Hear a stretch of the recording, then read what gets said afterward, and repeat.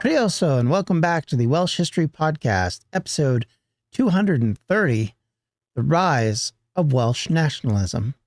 Now, we've been talking over the past nearly a year about how we've seen more and more that the Welsh population, specifically in the poorer and industrial areas and in some of the rural areas, are starting to become dissatisfied with the status quo. There is a move to try and change things, both socially, politically, and in some cases religiously, that is building in the countryside. And this is happening in many different ways. And as part of that, we're also seeing a rise of a cultural shift, one that we talked about last week, with the revival of medievalism and Welsh culture and the concepts built around that and how that affects the general sense of Welsh pride, which is growing at this time period. The 1850s were a time when Wales began to assert its cultural identity in response to the political, industrial, and social changes that were sweeping across Britain.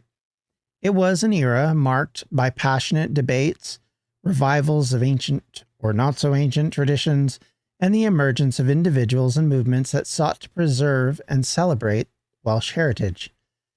As we enter into this social political context for this 19th century period, we need to discuss key figures who shaped early nationalism, and to set a tone, let's consider the words of the historian Gwyn A. Williams, who wrote, "Wales, as an idea, was not born in the furnace of conquest or the cultural chamber of empire, but in the hearts and minds of those who remembered her songs and stories."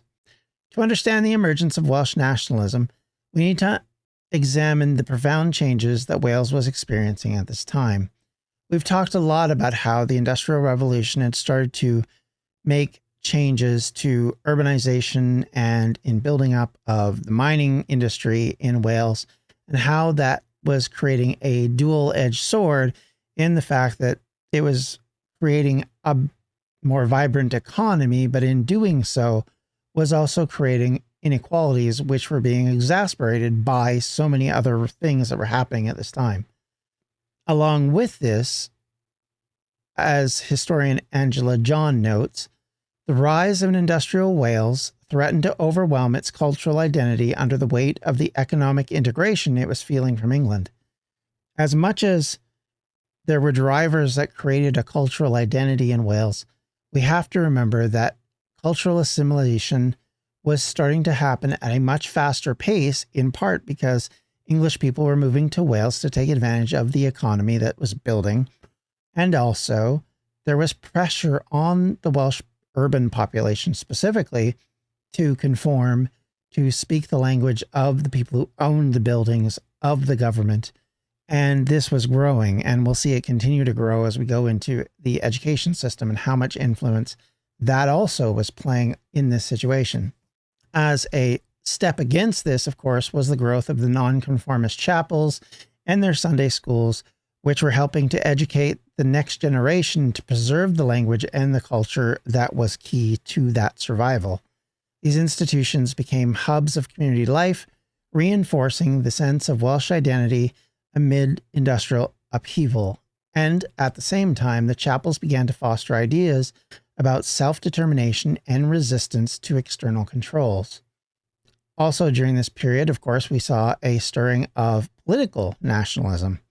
While this period did not see the formation of nationalistic political parties, that will come later, of course, several movements and individuals began to advocate for greater recognition of Welsh needs and interests.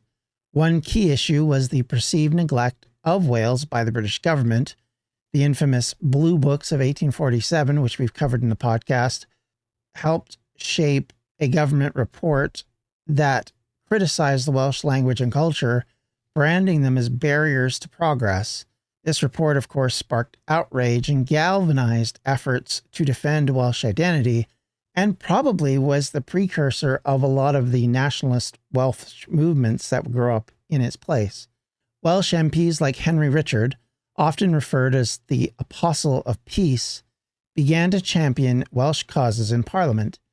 Richard, a nonconformist minister and advocate for disarmament, was a vocal critic of the Blue Books and a proponent of Welsh language education. Although his focus was often on broader humanitarian issues, his efforts symbolized the growing desire for Welsh political representation that wasn't just about gaining power within the British Empire. Religion, of course, as we've mentioned, had played a dual role in Welsh nationalism.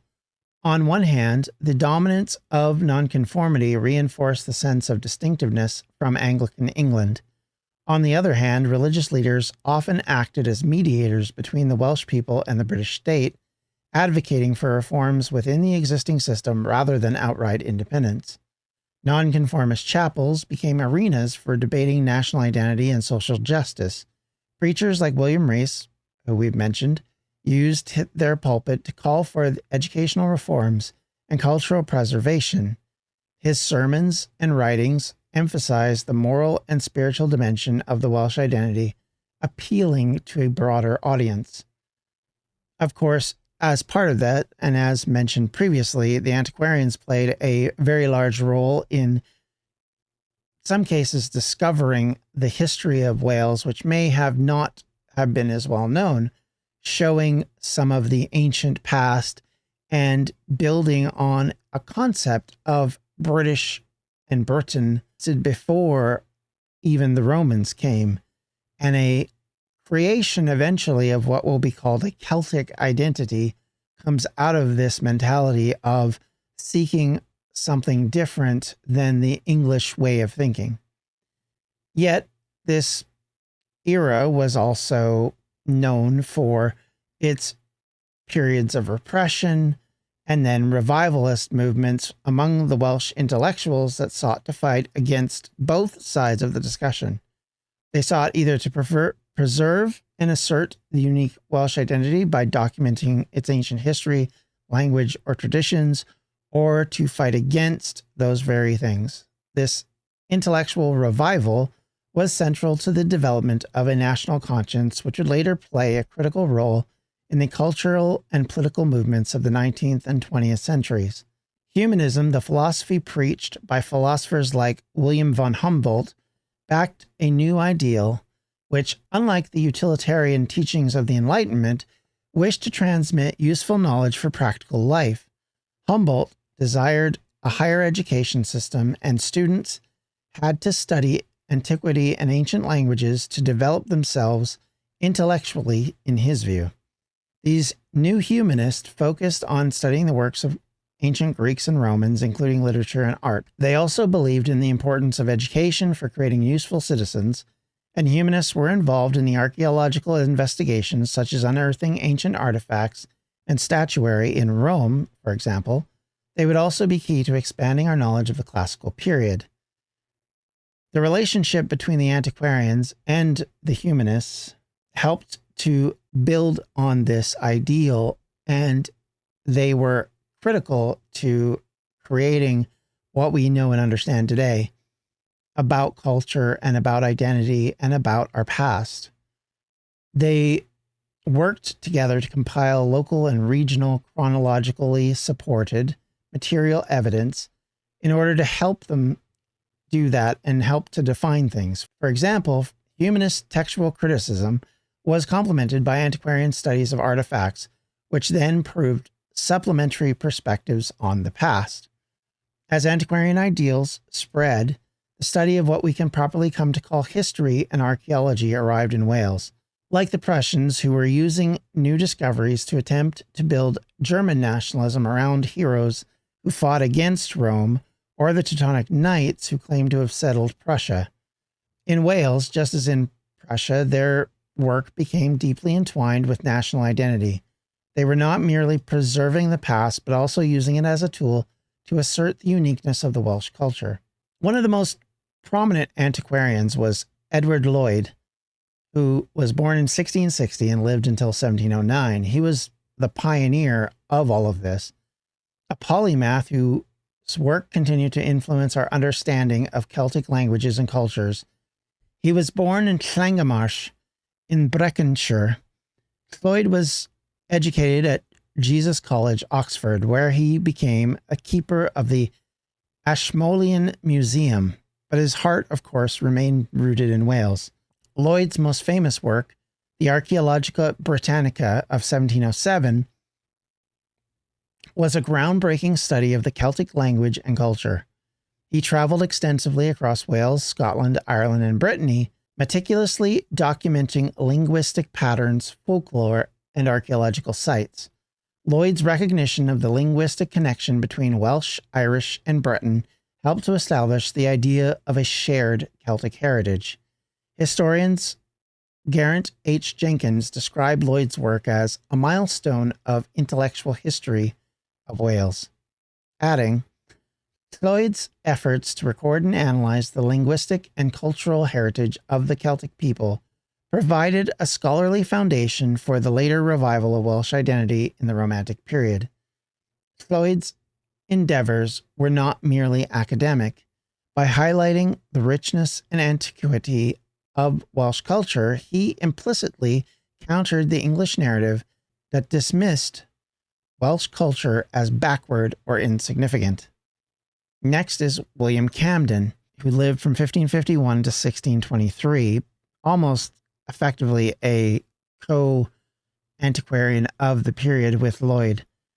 Though not Welsh himself, William Camden's Britannia of 1586 was a foundational work for early Welsh antiquarianism. Camden documented historical and geographical details about Wales, drawing attention to its ancient monuments and traditions. He described Wales as a land steeped in antiquity, writing, quote, The Welsh, who call themselves Cymry, trace their lineage back to the ancient Britons and hold dear their heritage, which others have sought to diminish. Camden's work inspired a generation of Welsh scholars to delve deeper into their history, ensuring that the stories of Wales would not be subsumed by English dominance. Along with all this, a critical aspect of antiquarian work in Wales was the collection and preservation of manuscripts. As much as we will complain about those who made up manuscripts, there are a lot of manuscripts that are preserved at this time which are critical to our understanding currently of Welsh history. In the 17th and 18th centuries, there was a concerted effort to rescue medieval Welsh literature, including the Mabinogion, the Triads of the Islands of Britain, and the work of David ap Gwilym. Robert Vaughan of Hengwrt was one of such figures, a wealthy landowner from Merionethshire. Vaughan advocated his life to the assembly of one of the most significant collections of Welsh manuscripts. His library, known as the Hengwrt manuscripts, included the treasures like the Black Book of Carmarthen and the Book of Taliesin. Vaughan's work preserved texts that might have otherwise have been lost, ensuring that future generations would have access to these vital components of Welsh culture. Historian J. Gwynfryn Evans, apologize for that pronunciation, I don't think I got that correct, praised Vaughan, writing, quote, Without Vaughan's foresight and dedication, much of what we know about medieval Welsh literature would have vanished into oblivion. The next is the editor, as he's sometimes known as, Moses Williams. Moses lived from 1685 to 1742. He was another key figure and instrumental in editing and printing Welsh texts. He understood the importance of making these works accessible to a broader audience. Williams collaborated with the Society for the Promotion of Christian Knowledge to publish Welsh language Bibles and other religious texts, but his contribution extended far beyond theology. Williams cataloged hundreds of manuscripts, worked tirelessly to preserve Welsh literary traditions all throughout this. His efforts ensured that Welsh history and language remained vibrant at a time when they were under significant pressure. Antiquarians did more than just preserve artifacts and texts.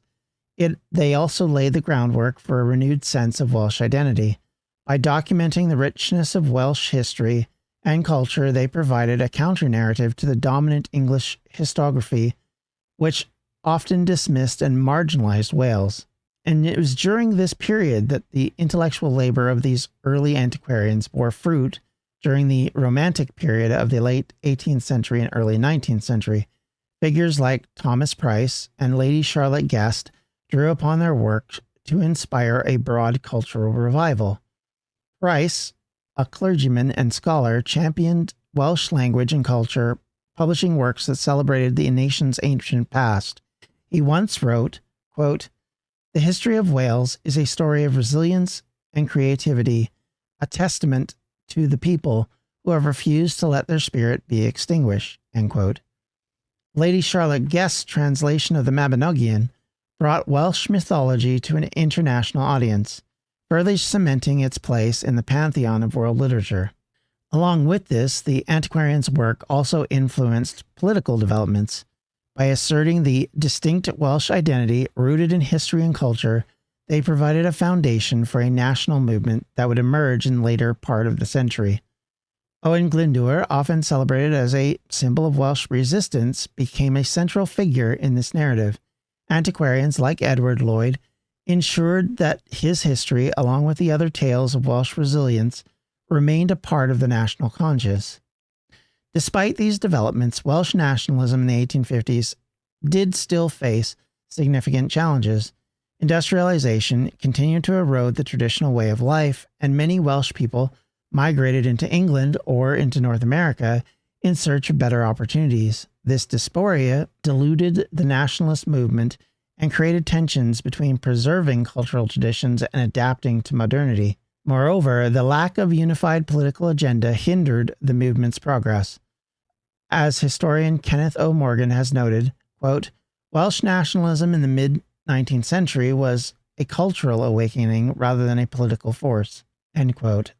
While the contributions of Welsh antiquarians were invaluable, they were not without controversy, as we've mentioned. Some are accused of romanticizing or even fabricating aspects of Welsh history to fit a national agenda, and these critiques remind us that the past is often a contested territory where history and myth become intertwined, and that, of course, will always be problematic.